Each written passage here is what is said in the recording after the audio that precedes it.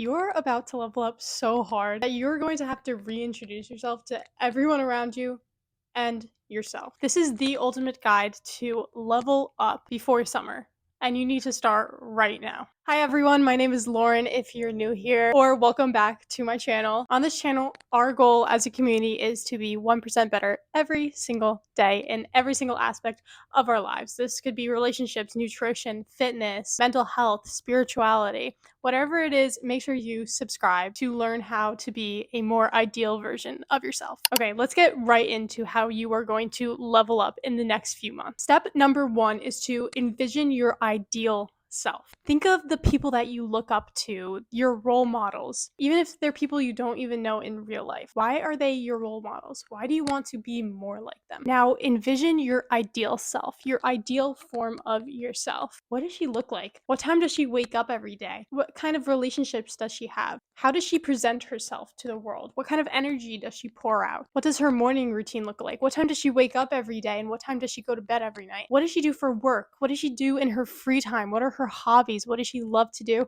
Whatever they are, you're going to compile a list and figure out exactly who you want to be and exactly what you want to do. This is going to give us direction. If you don't know where you want to go, how can you expect yourself to get there?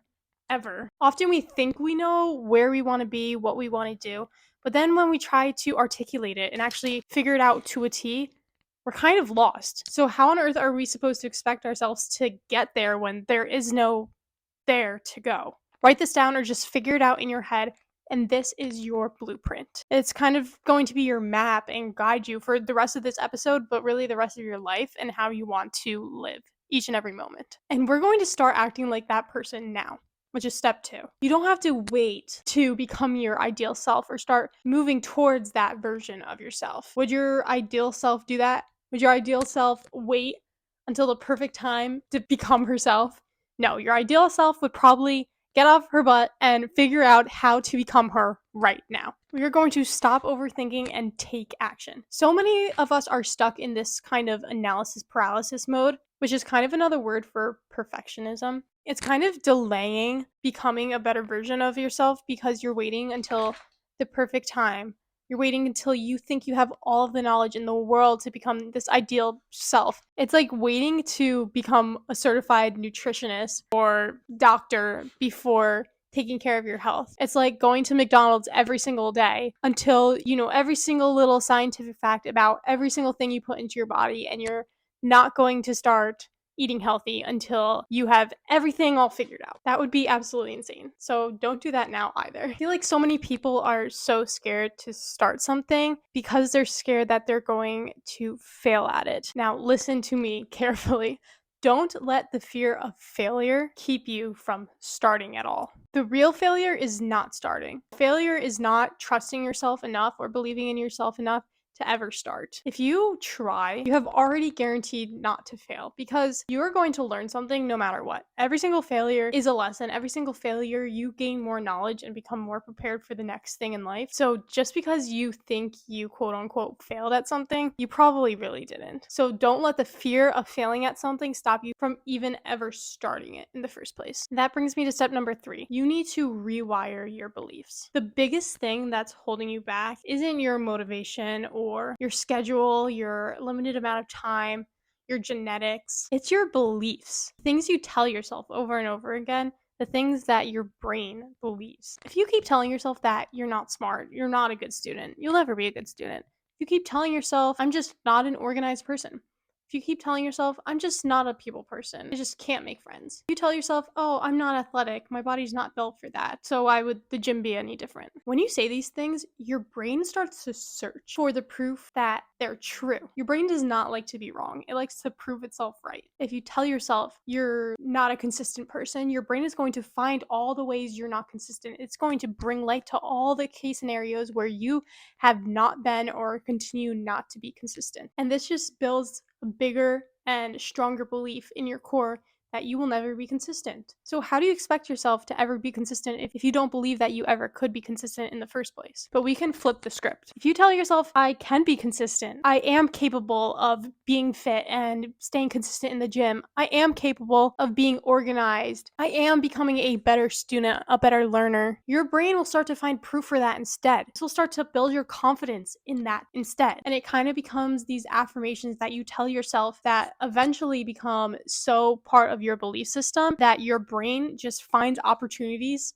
all around you to validate that belief that your brain has. Because again, your brain doesn't want to be wrong. It wants to prove that it is right. So if you tell yourself that you are consistent, your brain will start to find all the reasons you are consistent and find new ways to prove that you are consistent and find new opportunities all around you to show that you are consistent. Your thoughts create your reality. So choose your thoughts. You can control your thoughts, so choose to control them. So tied in with our beliefs is our mindset. To make forming these new habits to become your ideal version of yourself, just tweak the way you think about your habits a little bit. Change it from I have to I get to. I have to go to the gym, or I get to go to the gym. I get to move my body. I am physically capable of moving my body and get to reap the benefits and the rewards from moving my body. Instead of saying I have to study, say I get to study. I can afford a college degree. I can afford furthering my education. I have the opportunities. I get to go and study. I get to expand my brain and learn more about something that I'm passionate about. This tiny shift rewires your brain to associate discipline with gratitude instead of associating discipline with suffering or resentment. And with these forming of habits, we want to use dopamine to our advantage. Now, I have a full other episode on dopamine, so if you want to go check that out after this video, but here's the short version. If you train your brain to release dopamine while doing hard things or the things that you need to do to become your ideal version of yourself, they become so much easier and your brain starts craving doing them. So you do this by celebrating small wins. You go to the gym in the morning, you get up early in the morning, you finish a book, you work on your assignment. Say out loud, or, if you're in a library, maybe in your head, I'm so proud of myself. I'm so glad I did that. That just made me feel so good. I'm so pleased with myself and happy with myself that I made the time for this because I'm really passionate about this. Or you can pair your habits with rewards. If you go to the gym consistently for a week, maybe you go out and buy yourself a workout set. Or maybe you go for a month and you buy yourself a new pair of gym shoes. Or right after the gym, I'm just using the gym as an example, but whatever you're doing, eat a small piece of chocolate because chocolate releases dopamine. And then you associate the going to the gym with dopamine. And your brain starts thinking, if we go to the gym, we're going to feel really good. So your brain starts wanting to do it and starts craving whatever it is that you are doing. And that just makes doing it so much easier when your brain cooperates with you and isn't fighting against you. So if getting straight A's is something that the ideal version of yourself does, then while you're studying, you need to tell your brain that this is something I want to release dopamine for because I know that doing it is going to help me become my ideal version of myself in the long run. So just help your brain out and kind of trick it into thinking that this is something that releases dopamine. So we want to do it over and over and over again until eventually it becomes a habit. When you're starting to form into this ideal version of yourself, we want to make it as easy as possible, right? So one thing that I know Mel Robbins, I just listened to her latest podcast and it was about decision fatigue. This is such a real thing that happens to everyone, but I personally am working full time right now, and as soon as I get home from work, I am completely drained. Like, maybe not completely drained, but my mind is like either racing or it's like slowing down to the point that I can barely think. And this is because of something called decision fatigue. We make thousands and thousands of decisions every single day. I think it's a crazy number, like 40,000 decisions every single day. From should I turn my blinker on now or should I wait a second? Should I wake up now or in 5 minutes? Should I do the dishes first or should I do the laundry? We make so many decisions without even realizing it. So by the time we get home from work or we get home from school, whatever it is we're doing in the first half of the day, our brain is exhausted and it doesn't want to make decisions anymore. And so it always chooses the easier decision. Do I study or do I lay on the couch? Do I go to the gym or should I just scroll on my phone? It's always going to pick the latter because it's so much easier and it knows that it doesn't have to do any work. So we need to eliminate any of these choices. We need to make a plan for every single day and stick with it. That way there's not actually any decisions to be made at all because you know exactly what you are going to do from the hours of 5 to 10, or whatever your work or school or whatever you're doing schedule looks like. So what I do is every single morning, either before work or even during work, I just write down what I want to do as soon as work is over. I write down everything that I aspire to do, and I keep in mind things that would make my ideal version of myself happy or more prominent. So like today, it was a really nice day today, so I wrote down as soon as I get home from work, I'm going to grab my dog and take her to the park and go for a walk, which we did. I didn't even have to think about it. I didn't have to think, do I want to do that or would I rather? There is no other option. It's just the one decision that I've already made in the morning. The decision is out of the way. I told myself I was going to do that, so I'm going to do that. I told myself I was going to record this. I'm doing it. But if I came home from work and I didn't write anything down, I'd probably still be sitting on my bed or maybe just doom scrolling or doing God knows what because I had absolutely no plan. And would any of those things have gotten me closer to my ideal self? No. And it's okay to do the same things over and over again to build habits. Maybe you say as soon as you get home from work, you go right to the gym, or maybe you go right to the gym without even going home. That way, you don't give yourself the option to not go back out. Consistency is really the key, and doing the same things at the same time every single day is going to make forming habits so much easier. And every little action counts. Don't think that the 10 minutes before going to bed don't really matter, or the hour in between dinner and starting your bedtime routine don't really matter. Every action or every decision that you make is a vote for or against the person that you want to become. If you decide to doom scroll, it's kind of like a vote towards the person you don't want to become. But if you decide to work on your business, it's a step towards the person you do want to become. So all these little things start to add up and compound over time. And the more things that you do in the correct decision towards your ideal self, the sooner and more likely it's going to happen in the first place to becoming your ideal self. And you want to find ways to hold yourself accountable for staying on track towards your ideal self. My favorite thing is to track my progress every single night. So before I go to bed, my eyes are like already closed, but I think to myself, what went well today? What am I grateful for today? What did I really enjoy? What was my favorite part of the day? What did I do today that I'm really proud of myself for? And then you go over what were some things that I skipped that I wanted to do but I didn't do, and why did that happen? What can I do better tomorrow? So just get real with yourself and decide if today went the way you wanted it to go, and if you took a big step towards becoming your ideal self, or if you took a step backwards, or maybe just a little step forward, or maybe you just stood neutral. Really be honest with yourself and find ways that you can improve tomorrow, because that's really the goal, is to just keep getting a little bit better every single day until eventually you sit back and you're like, wow, I'm my highest version of myself. I mean, there's really no end point. Like, you're always going to want to improve, but there is a point where you can kind of sit back and be like, wow, I really put in the work to become where I am today. Another thing to hold yourself accountable is to sign up for things that force your commitment. So for me, it's signing up for yoga classes that have a cancellation fee, because I will never pay $20 in cancellation fee for something that it's just burning money at that point. So do things like that where you're kind of forced to do it if it's something that is like your higher self. So for me, yoga and mindfulness is really important to me, and I think it's going to help me become a better version of myself. So that's why I kind of have this like checks and balances kind of a thing, where if I don't go to yoga every single night on Wednesday, I'm going to have to pay an extra $22. What's more important? Becoming my ideal version of myself and saving money, or blowing 22 bucks. Another way is to have an accountability partner. So find someone with similar goals to you and find ways to hold each other accountable. So one thing I like, there's this app called Habit, and basically you just it's really simple. You just put down the habits that you want to do every single day or once a week, whatever it is. And when you complete it, you like check it off, almost you like slide it. And one thing you can do is actually add a second person to it so that you can see each other's habits and which habits you didn't do and which habits you did do. So if I knew that someone was checking up on me and could see that I skipped the gym today, or I didn't go to my yoga class, or I didn't work on my side business, whatever it was, I would just kind of be embarrassed. And honestly, I think just that alone would hold me very much accountable. Even something like having communities like the one I'm trying to build, if you want, go into the comment section and write down your big goal or what the ideal version of yourself would look like, and have people stay on top of you. Have other commenters come in and be like, girl,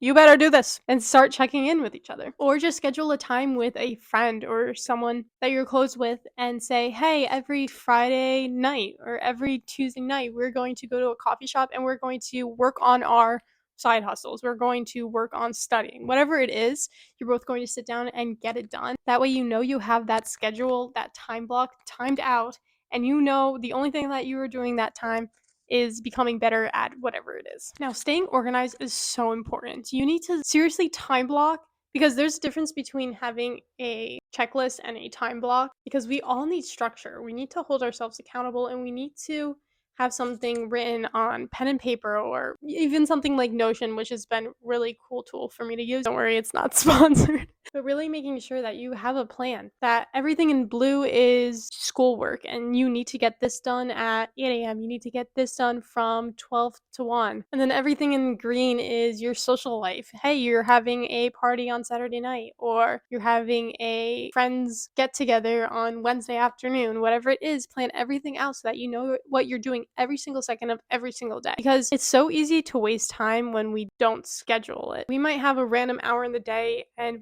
we're like, I don't know what to do. I'm just going to scroll on my phone, whatever, what's the harm? Then an hour goes by that you could have been working on something really important to you and building up towards your ideal self. And lastly, be really cognizant of the people that you surround yourself with. You really want to build an environment that supports your growth towards this better version of yourself. Now, I'm not saying to go around and tell everyone that for 90 days you're going to lock in. I would actually recommend not telling a single person and kind of just coming out on the other side like, surprise! But I saw this quote somewhere and it really resonated with me, and you don't rise to the level of your goals, but rather you fall to the level of your systems. If you want to eat healthier, you need to fill your fridge with healthy foods. If you want to read more, you need to stock up your library and have it so accessible to you. If you want to work out consistently, lay out your clothes on your nightstand the night before. You want to make the barrier to doing your goals and becoming your best version of yourself as low as possible. And surround yourself with people that are like your ideal version of yourself. Who would your ideal version of yourself be friends with? Who would your ideal version of yourself look up to? So on social media, even follow people who inspire you. And there's a difference between aspiration and jealousy, because it's a very fine line. You can really look up to someone and then it teeters on the line of wishing to be them, and you want to stay in that area where